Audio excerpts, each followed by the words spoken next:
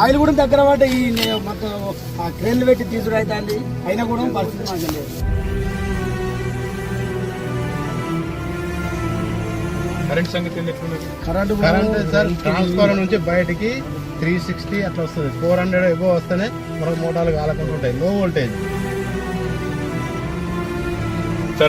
మీ తరపున ప్రభుత్వంతో మాట్లాడతాం. SRSP నుంచి నీళ్లు విడుదల చేయాలి, కనీసం ఎండుతున్న పంటలు కాపాడాలని మేము మా తరపున ప్రయత్నం చేస్తాం.